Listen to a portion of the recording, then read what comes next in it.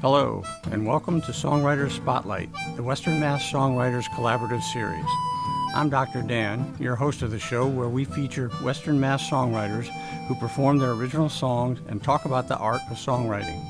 Stay tuned to explore more about music and the tunesmithing that creates it.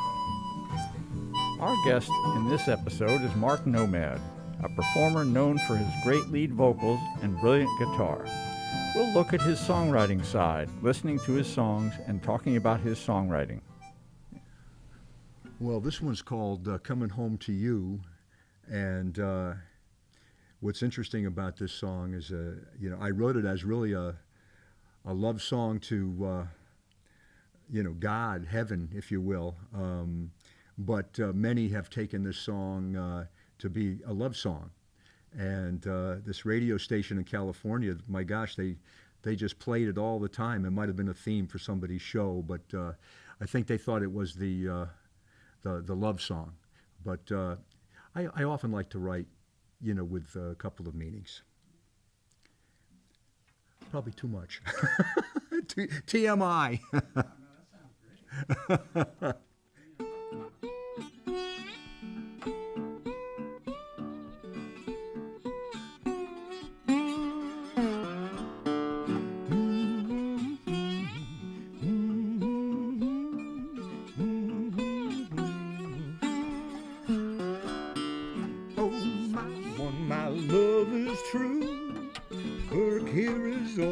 I'm coming home to you. The road gets weary, there's much to do.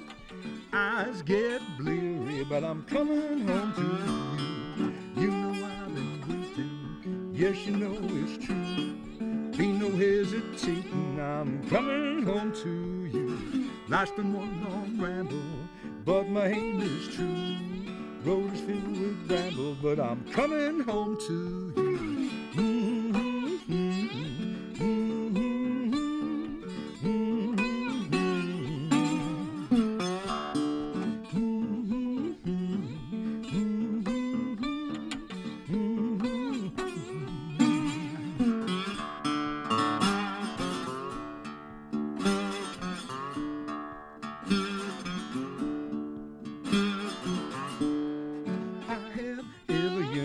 Paid the cost.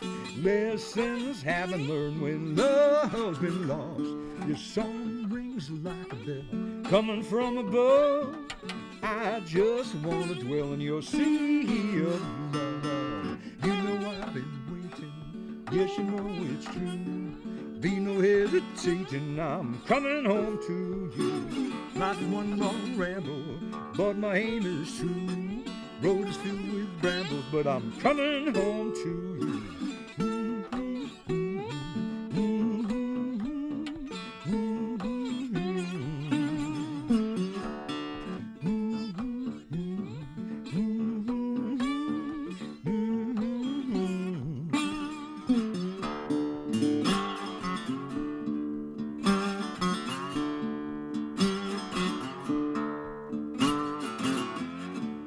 Was written, it'll be 25 years ago in a few weeks. True story, I was at the Cooley Dickinson Hospital waiting for the entree, the premiere of a baby. Did not even know, what this baby was going to be, and was delighted to find out it was a daughter as she made her debut.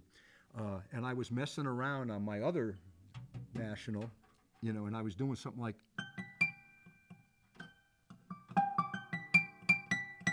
and I got this idea for this song, and I wrote it while I was waiting. It's called Waiting on You.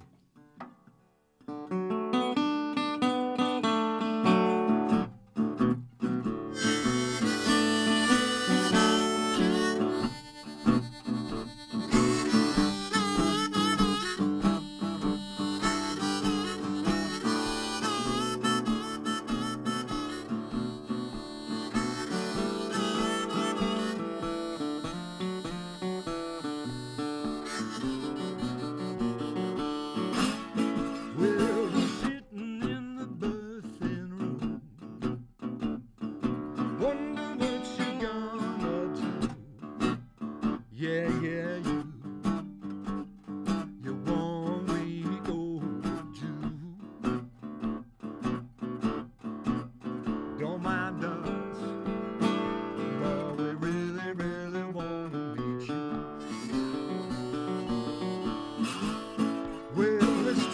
so many months.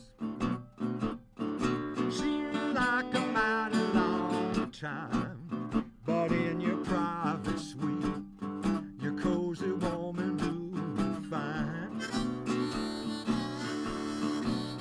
Don't blame you for taking all your sweet time, waiting on you. Yeah, we're waiting on you. What you gonna do? Yeah, we're waiting on you. Don't mind us, but we really, really wanna meet you.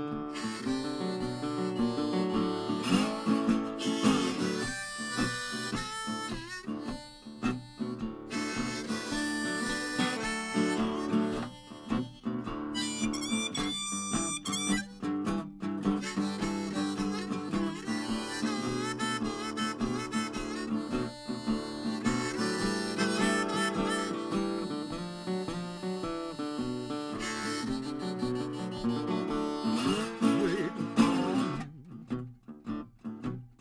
Yeah, we're waiting on you. What you gonna do? Yeah, we're waiting on you. Don't mind us, but we really, really wanna meet you.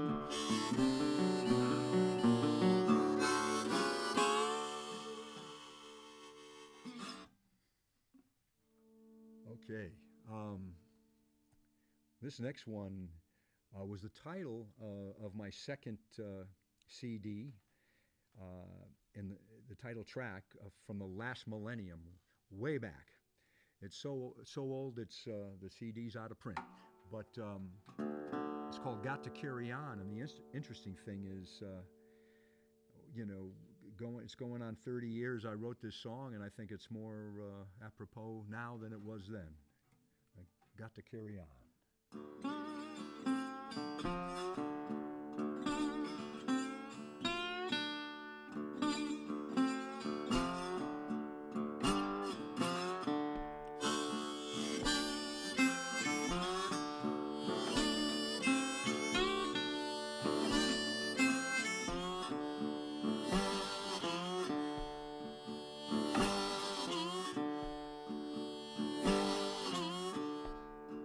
I'm tired of all the fighting, tired of the backbiting, I'm tired of all the sliding, but gotta carry on. I'm tired of all the lying, tired of all the buying, I can't keep from crying, but gotta carry on. This world is in a tangle, boy, the shoes the mango, like Billy Dangle, but we gotta carry on. We're living here for schooling, get past all the ruling. God ain't a foolin', we gotta choose love, gotta choose love, gotta choose love.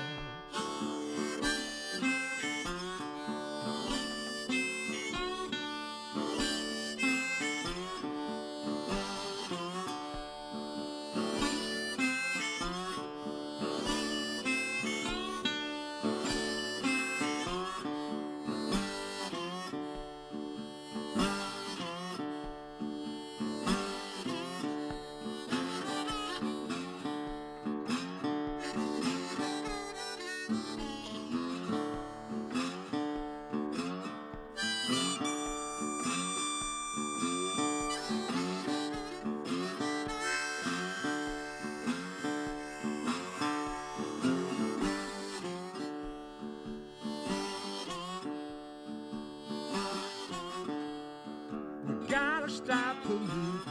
Is that so highfalutin? We gotta stop the shooting. Ain't no way to carry on. I'm tired of all the lying, tired of all the buying. I can't keep from crying, but gotta carry on. This world is in a tangle, all the seeds of mango, lost Billy Dangle, but we got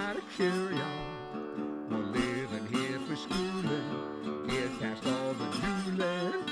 God ain't a foolin'. We gotta choose love. Gotta choose love. Gotta choose love.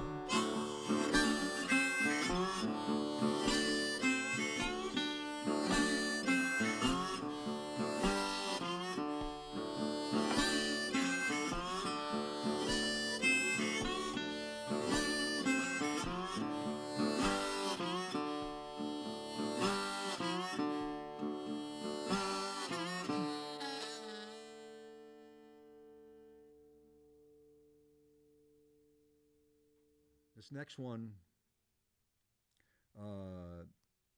was a song written, several years ago, and certainly there was a muse.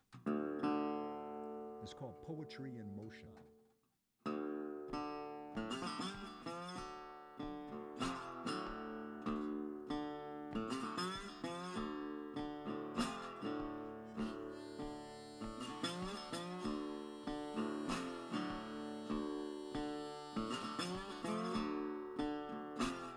Poetry in motion,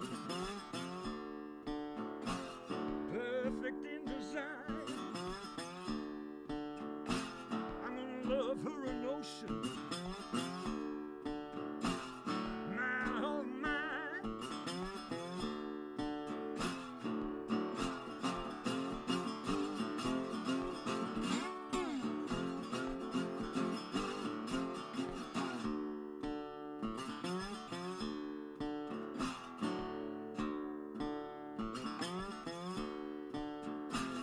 Long-legged woman,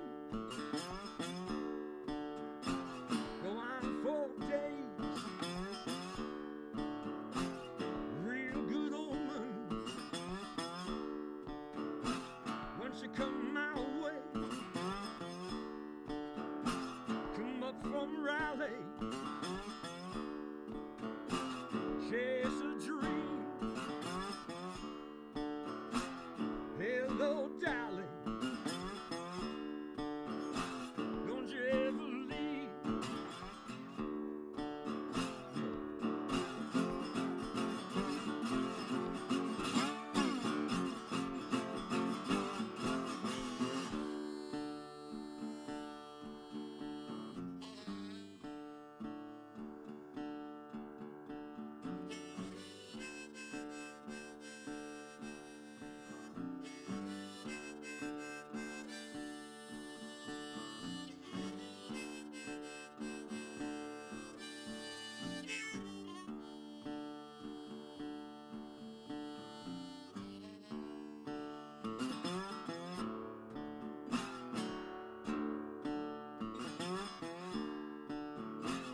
Poetry in motion,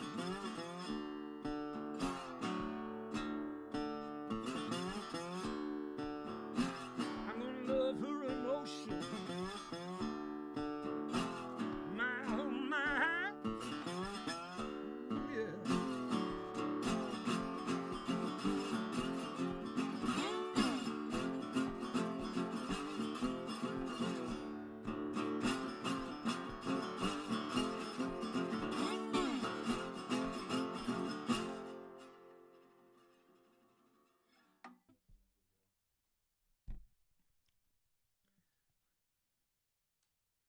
This song is called Took More Than You Gave.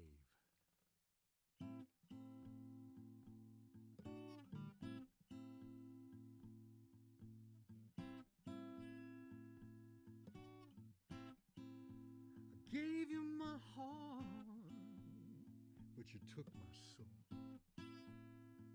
I knew from the start it would take a toll.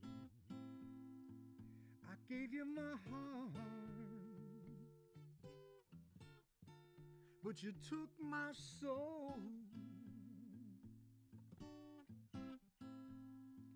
And at the end of the day, you took more than you gave. I dropped down on one knee when I gave you that ring. 10th anniversary didn't mean a thing. Dropped on one knee when I gave you that ring, and at the end of the day, you took more than you gave.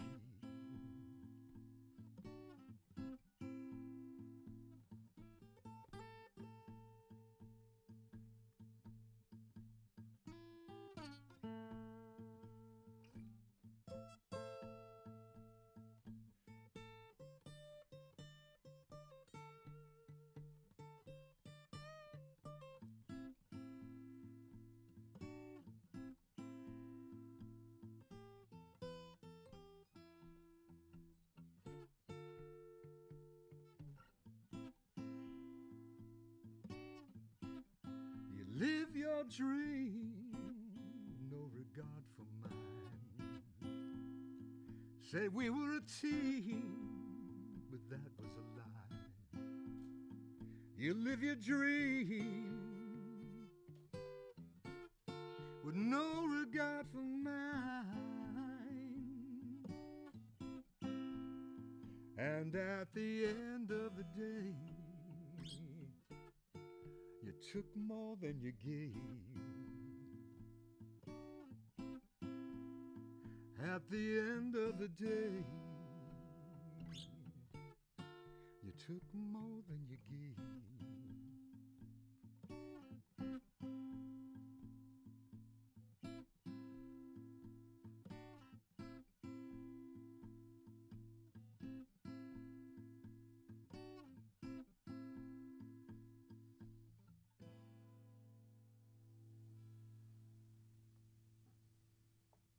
This next song is an acoustic version of the reworking that I did of a song that goes back to the 80s.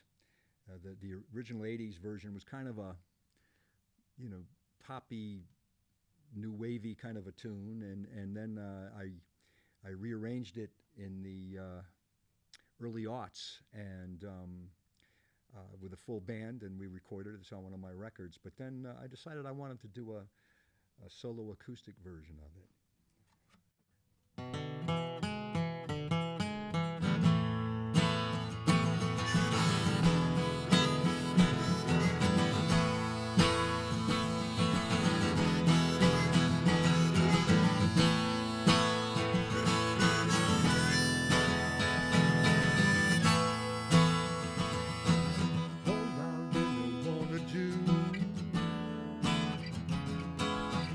That silly game with you, jumping all across the board, sometimes backwards, sometimes forward. You're on my mind all of the time. My love's a lot like Chinese checkers. On my mind all of the time. Can't get enough. All those rainy afternoons. Why did they have to end so soon? I put a log into the fire, flame burned just like my desire. You're on my mind all the time. My love's a lot like Chinese checkers. On my mind all the time. Can't get enough. You're on my mind all the time. My love's a lot like Chinese checkers. On my mind all the time. Can't get enough of those Chinese checkers with you. As long as it's with you, babe. With you. There's only you, babe.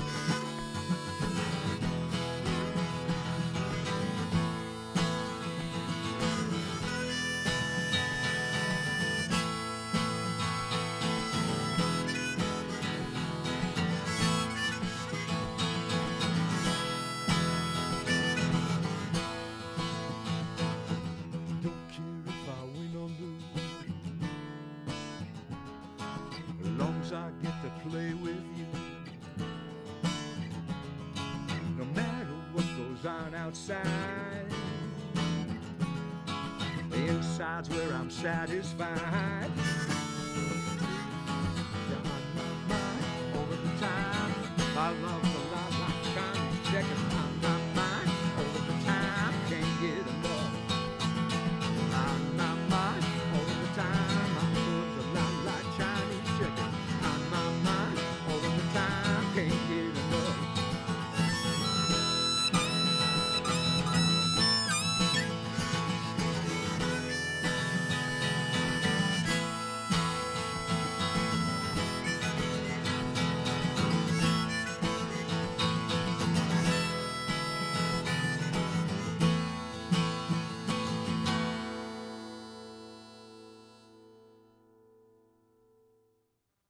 Okay.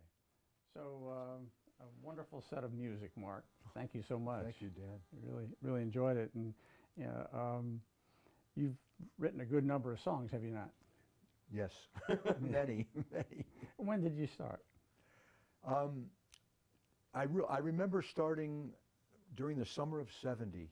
You know, I had just finished my my first year at college, and I started just the need to express myself musically, because I had already been playing for about 5 years. You know. Mm-hmm. You know, I had a band in high school and stuff, but that summer I started writing, and you know, we were talking about Duane Allman earlier, who their first record was out then, and I was aware of Slide, and I actually a friend of mine, she emptied her mother's medicine bottle, and it was a glass bottle. And Duane Allman used the Eden bottles, and so I started dabbling with you know, the slide on the guitar, and some songs started coming out, and that kind of started my my writing. Usually I had muses, you know. I remember one song I wrote, "Lady Friend," might have been the first song that I ever wrote, and then you know, as time went on, it started to be, it wasn't a matter of wanting to write songs, it was kind of like having to write songs, you know, because as we were discussing earlier, you know, now that we're hopefully getting post-COVID, we've had to go without live music and gigging, and it's so therapeutic for artists. I mean, people, whether they paint or write, I think art is therapy, and it's therapy for the people who enjoy it. So the writing thing was kind of therapeutic for me. Uh-huh. Well, who were your muses, songwriting muses? Well, I've always, you know, I have this this triumvirate that I joke about: music, food, and love. You know, depending on the time of day, the order can switch around. But certainly, my first songs were, you know, in regards to, you know, women that I may have had crushes on, or something like that. And you know, music was religion. Going to see shows, you know, growing up with the radio on, loudly, and because my mother was legally deaf, so she played the radio loud.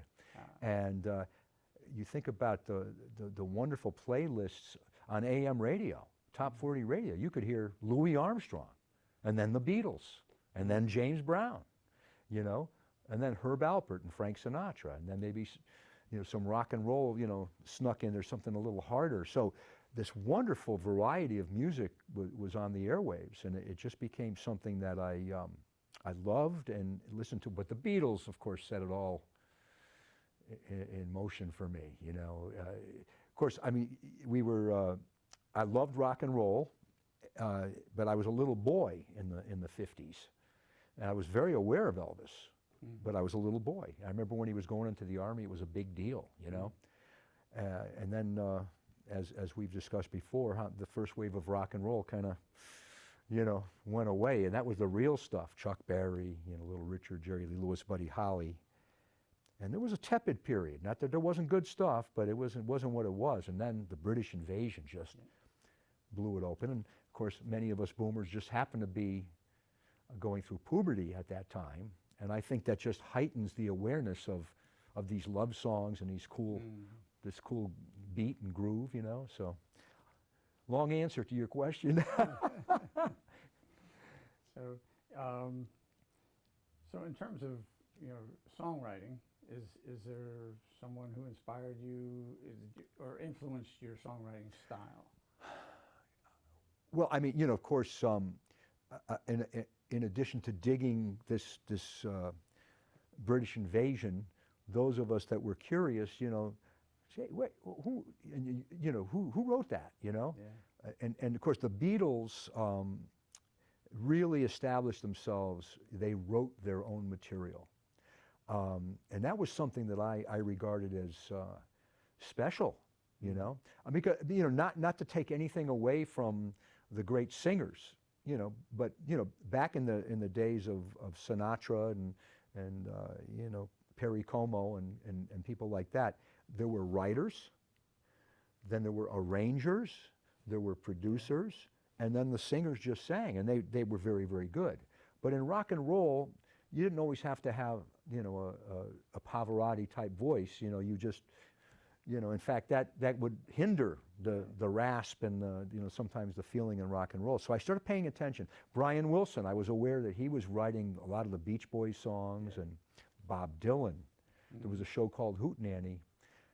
I don't believe that Dylan was on it, but I started tuning into that whole folk music too, which kind of preceded the British invasion. So I really appreciated people that wrote their own tunes, but then I started going back.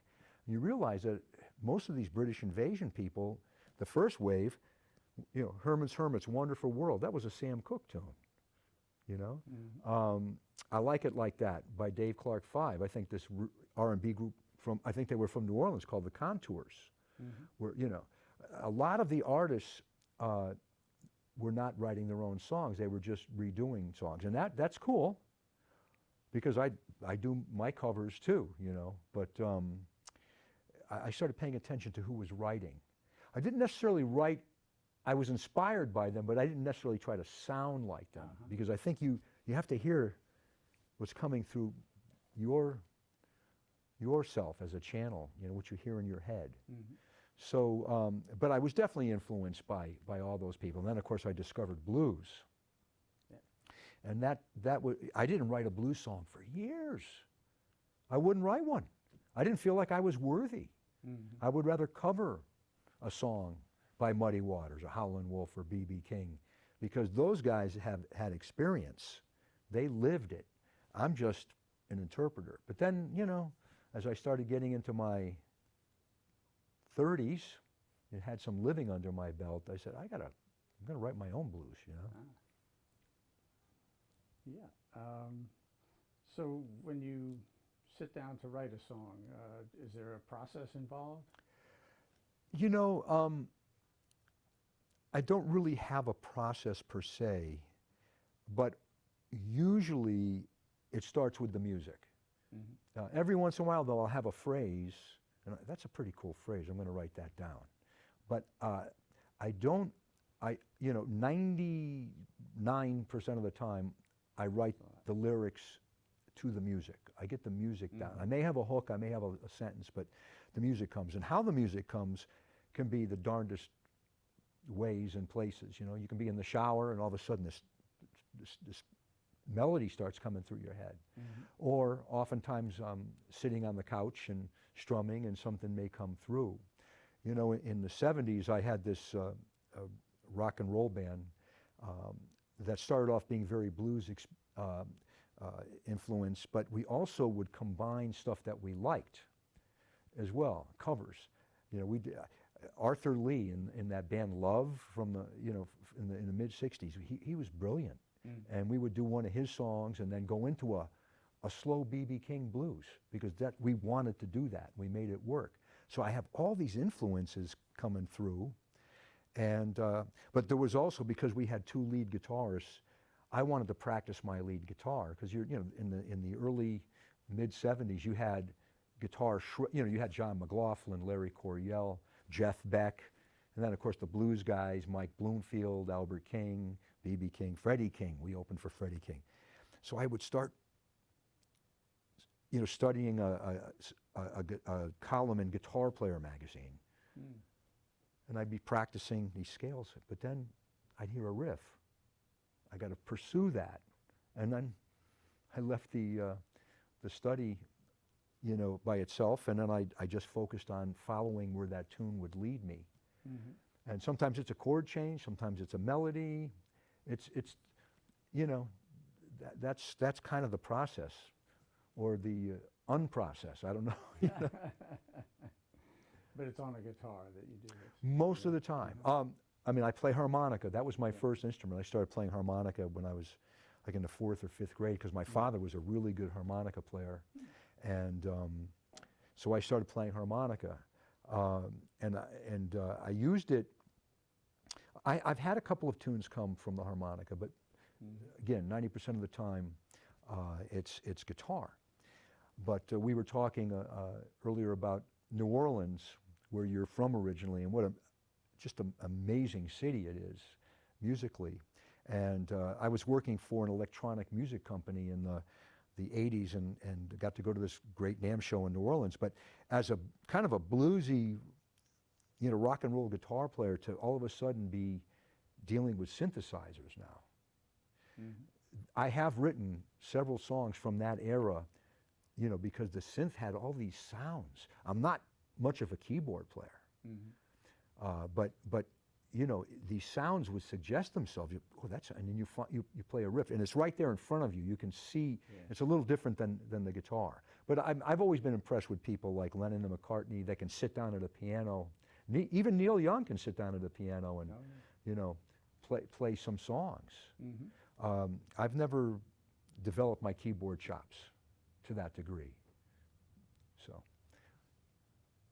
Yeah, so we've heard you play some wonderful blues. What other genres have you written songs in? Well, again, my first songs were kind of rock and roll, a little poppy.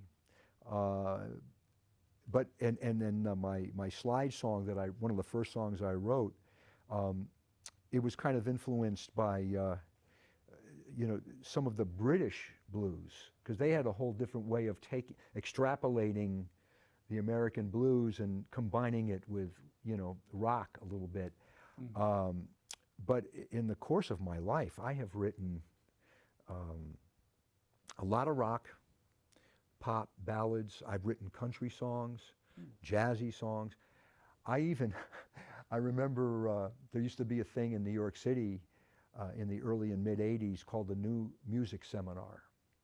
And I remember going in the early 80s to the New Music Seminar just to try to get some tips and also rub elbows, because this was after I used to go and pitch songs in New York City to publishers. And I happened to be at this hip hop assembly. There was this kind of an afternoon program on hip hop, and I was knocked out by these cats. I mean, because hip hop kind of started in the Bronx, but there's different styles. It moved a lot all over the country. But I was so impressed with what these cats were doing that I went back home to my studio and took one of my songs and did like a couple of hip hop versions of a couple of songs. Oh. And back then I was much more open to, what pop music was. Well, I wouldn't call hip hop pop, but I mean I was much more open to other influences, different colors. Let's see. So your favorite topics or themes to write about? Obviously love. Love, yes, and as yes, I would say that love is really still the prevailing topic. I don't write as much anymore. We'll talk about that. But yeah, love. But then as on my journey, because if you're writing songs now for 50 years, it is a bit of a journey. And during the 70s, I started seeking. I wanted to learn a little bit more about truth and spirit, on a more cosmic scale. And right while that was going on with me personally, you know, the movie Star Wars came out in '77, and I loved that movie because it really, for me, you know, they're talking about other worlds, other beings. There were even rock creatures, you know, and you know, you know, it did, you know, I was just, and then they talked about the Force, which, you know, I regard as spirit, you know, or prana, the Holy Ghost, whatever you want to call it. But that was this essence, you know, and so I started writing some stuff that was a little more spiritual, you know. So I wrote about that, and then as I was mentioning, I'm not writing as much anymore these days. I mean, I've written, you know, when you have just, you know, I don't know how, I've never counted them. They say I have a couple of hundred, I don't know. But I've got songs that I have not ever recorded. So the need to write something fresh, although some of it's trying to come out. And I'll just say that, you know, the last several years, I've been a little distressed about the direction of our country, and it upset me. And it kind of harkened me back, you know, the summer of '70 was the Kent State shootings, the first Earth Day, the war in Vietnam was still going strong, and I was very, as a college student, I was very concerned about these things.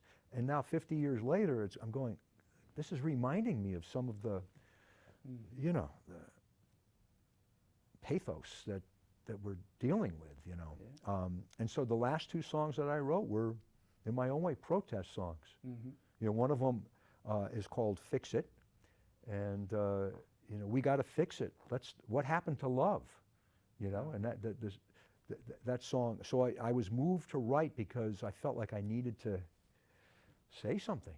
You know, so a variety of things during the course of your songwriting career have like gone in and you've taken them out again, whether it's love, lust, romance, or a search for reality or truth. Yeah, and now the world we're looking at these days, which is very challenging, obviously. We need love, and you know, just what's around us. I couldn't help but draw. I mentioned this to some folks this past week, and I just saw a thing in the New York Times yesterday where, you know, everybody knows that in our Happy Valley where we live here in East Hampton and surrounding areas, we've had an inordinate amount of rain. Nothing like the poor people in Germany and Belgium, but we have had a lot of rain, and they're saying that this, you know, in the New York Times there was an article about this is related to what's happening climate-wise, and then the poor people in California, the droughts and the fires. Oh my goodness, so yeah, we need more love, and I think that when you can love and care about your fellow human being and animals and plants as well, you know, you want to do right by it, because we all have to breathe this air, you know, and drink this water and eat this food. And if we, you know, destroy our, you know, environment, I don't care how rich you are, you know, your stores are only going to last so long if you're living in some bat cave somewhere, you know. It's but I mean, I'm at the age now where I'm, you know, I've got nothing to prove. I wrote a song called "Nothing to Prove, Nothing to Lose." You know, it's an old line that Muddy Waters used. I used to try to write songs that I liked, but maybe could be covered by others. You know, back in the day, you know, the late '70s, early '80s, I would go to New York City and visit publishers. And that was an interesting phase for me. You know, I got to meet and listen and talk to a lot of, you know, people, and some very successful people, and so I had that experience. You know, the Brill Building thing, you know, the famous building where Carole King and all those wonderful songwriters, you know, I got to experience. I'm not saying rubbing elbows with her, but I did get to meet a lot of good songwriters and their publishers, you know. How did that influence you? I mean, I just think it's a part now of my whole experience, because, you know, as I joked, you know, I am what I am. That Popeye, his motto, you know, because I mean, I love blues guitar, you know, and I love the Allman Brothers Band, and I sat there. I mean, when they did the Mountain Jam, I mean, that song could be 40 minutes long by the time they were done. And I love jazz. I got to see a lot of the tremendous jazz greats like Miles Davis and Pharoah Sanders, you know, Freddie Hubbard, Ornette Coleman. It goes on and on and on. So I've always appreciated that. But what does that have to do with the perfect 3-minute pop song? Well, music is food to me. I don't want to just eat the same food 3 times a day. I want to experience. Now, one of my, I remember one publisher said, so what are you? Because you played, I've had worse things said to me too, but you know, why didn't you play this one earlier? One of my more bluesy tunes, because I played probably something a little more poppy. But I did study, you know, and I remember I asked a publisher once, so what's a hit? And he goes, a hit is a hit. Thanks. You know, but I don't really think there's right or wrong when it comes to music. I think we have our tastes. Remember one of those Indiana Jones movies where they're eating monkey brains? That scene was like, oh my gosh, you know. I'm a pretty adventurous guy. Yeah. You know, I've been around several places in the world, and I do enjoy trying. But I wouldn't try that. You draw the line, huh? But some people, they might like that. Well, that's their prerogative, I guess. So, I saw, you know, Jimi Hendrix was one of my huge influences on guitar.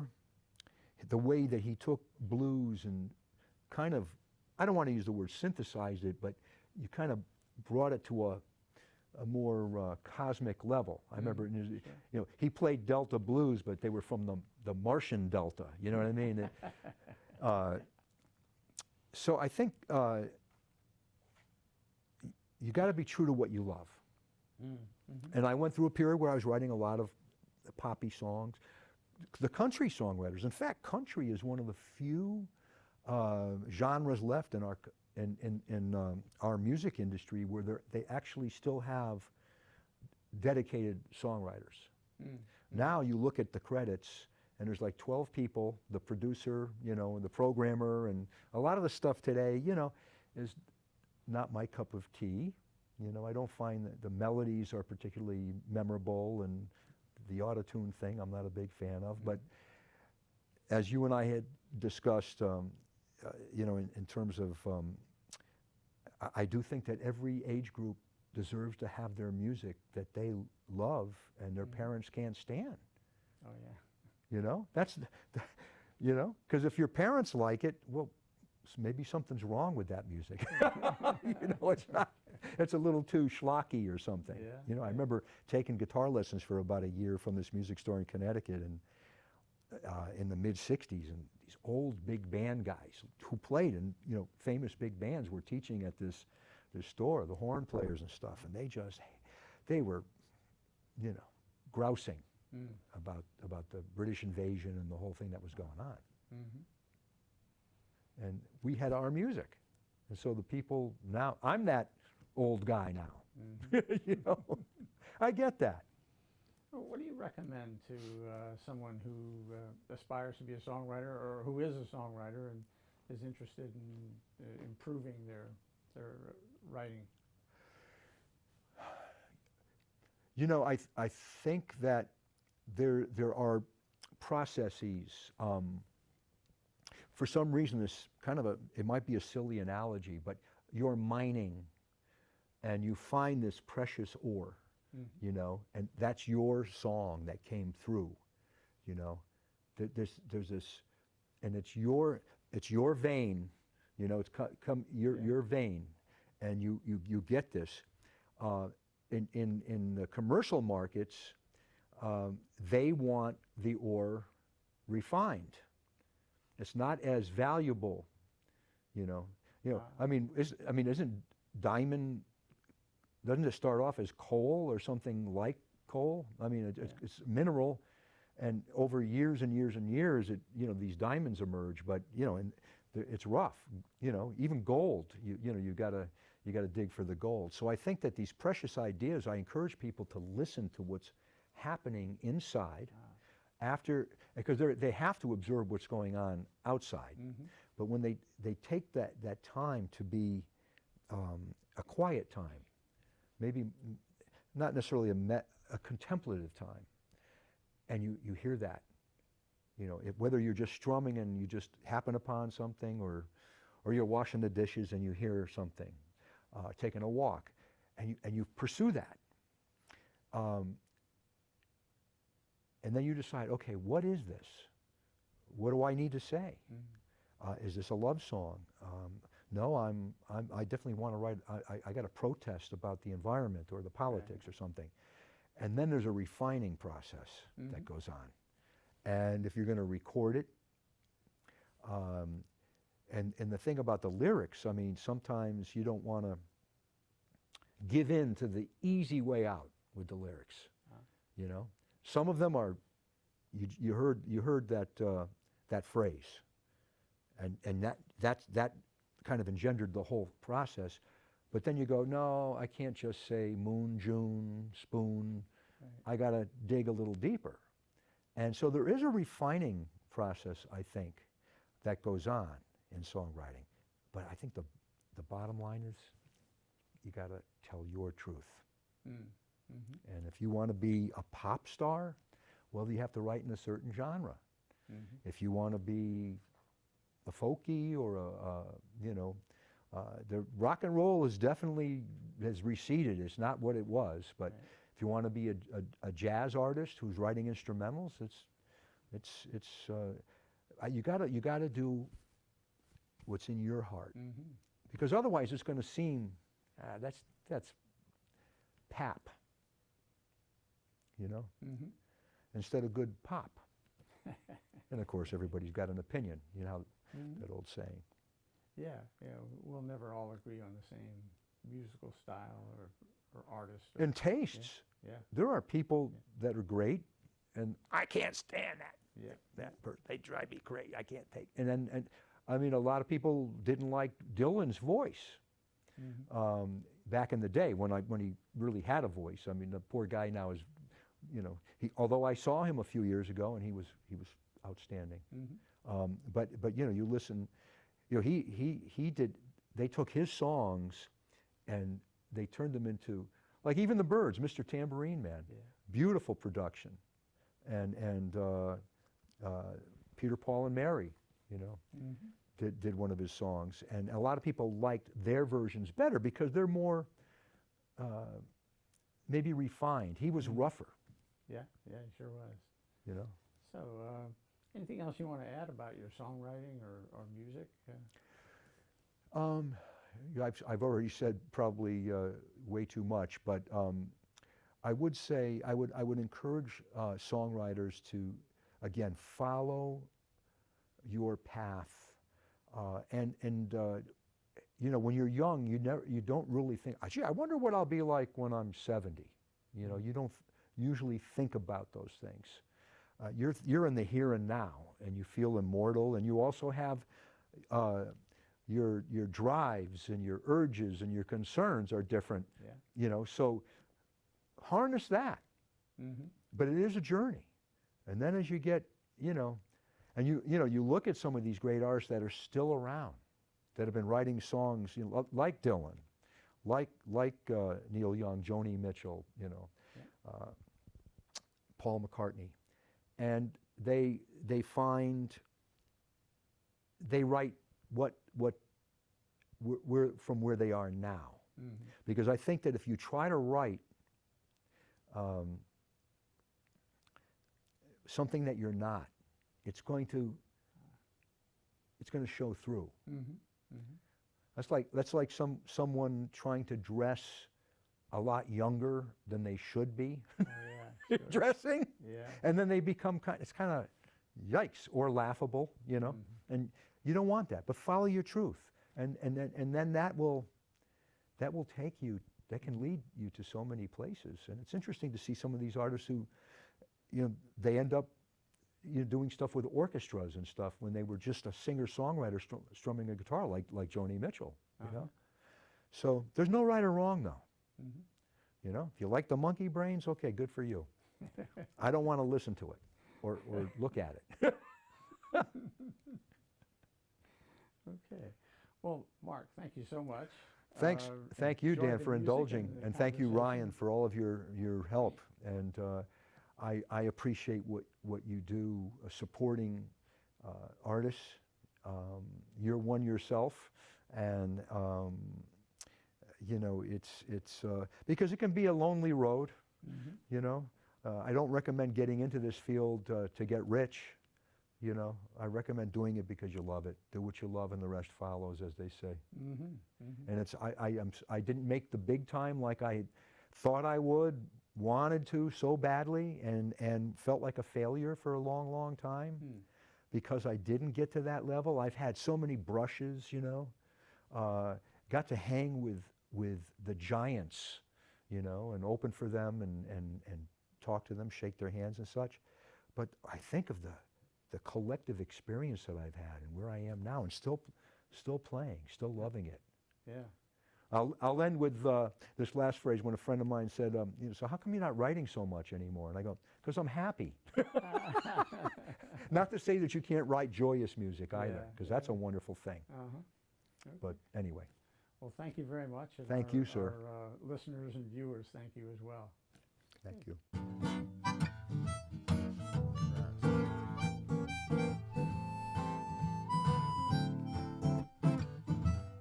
Thanks for watching our show. I'd like to acknowledge the support of the Western Mass Songwriters Collaborative, promoting the original music scene in Western Massachusetts. If you want to learn more about the collaborative, go to their Facebook page. Thanks for watching. I'm Dr. Dan. I hope you'll tune in again for the show that puts a spotlight on songwriters.